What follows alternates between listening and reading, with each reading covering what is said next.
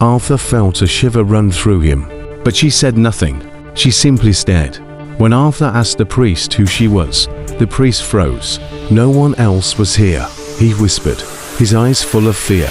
Arthur tried to laugh it off, but the only stuck in his mind. He would soon learn exactly who, or what, that woman was. Part 3. The journey to Eel Marsh House. Arthur insisted on going to Eel Marsh House immediately. A pony trap driver named Keckwick picked him up as they rode across the long, narrow road called 9 Lives Causeway. Arthur noticed something terrifying. Both sides of the path were covered by deep, endless marsh water. Only a thin strip of road connected the house to the mainland. Keckwick explained, when the tide rises, the road disappears. If you're in the house, you can't come back until the water falls again. Arthur nodded, pretending not to be bothered, but the idea of being trapped alone in an isolated house surrounded by water made his stomach tighten. The fog grew thicker, and finally, through the mist, Arthur saw it. Eel Marsh House, tall, dark, silent, a lonely skeleton of a building standing in the middle of the marsh.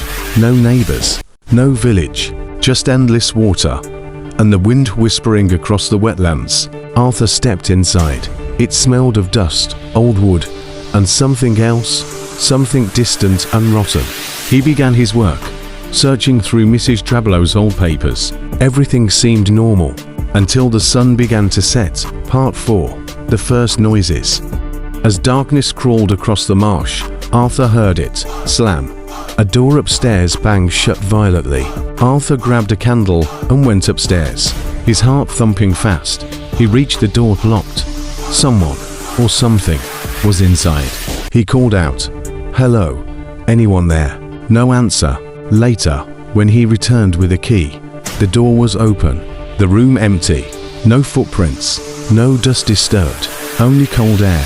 Arthur shook it off. Old houses make noises, he said to himself, but deep inside, he knew that slam wasn't the house. It was something else. Part 5. The cry from the marsh. The next morning, Arthur stepped outside to get fresh air. Suddenly, he heard it.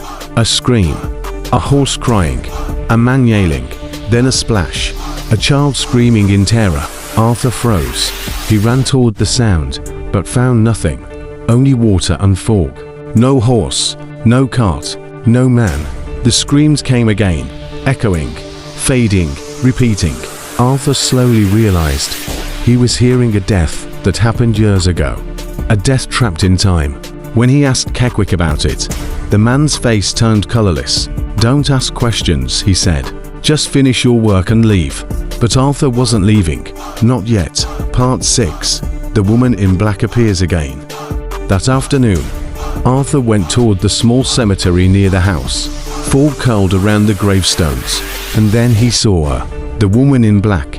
Standing perfectly still, her thin body shaking slightly, as if from anger and grief mixed together, her eyes burning with hate. Arthur stepped closer, but with a flicker, like a candle being blown out. She vanished. Not walked away, not faded, just gone. Arthur felt ice run through his veins. Something evil lived here, something that watched him every second. Part 7. The secret of the nursery. As Arthur explored the house further, he found a locked room upstairs in nursery. When he finally managed to open it, he gasped. A child's toys, a rocking chair, a small bed, book-stop pictures, everything covered in dust. That night, after Arthur returned to his room, he heard something terrifying from the nursery. Teak, teak, teak. The rocking chair, rocking by itself. Arthur ran to the room and froze. The chair was moving violently. Toys were thrown onto the floor. The bed looked like someone had just jumped off it, but there was no one there. Arthur realized something with chilling clarity. The ghost in the house. There was a child's spirit trapped with her, and he wanted to be heard. Part 8. The truth. Arthur uncovers. As Arthur continued sorting through Mrs. Drablow's papers, he stumbled upon letters, heartbreaking letters. He discovered the truth.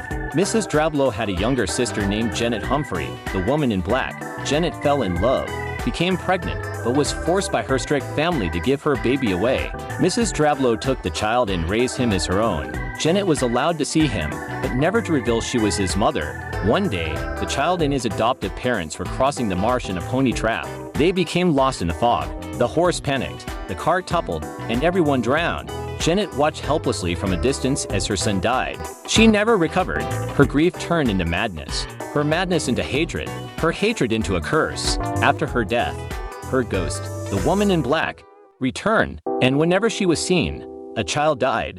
Part 9. The house attic. Arthur tried to finish his work quickly, but the spirits became violent. Doors slammed, footsteps ran across hallways, whispers echoed through empty rooms. The nursery shook, toys flew, the bed rattled. The woman in black appeared inside the house, her face twisted with rage. Arthur collapsed from fear. The next morning, Samuel Daly rescued him. "You must leave now," Daly insisted.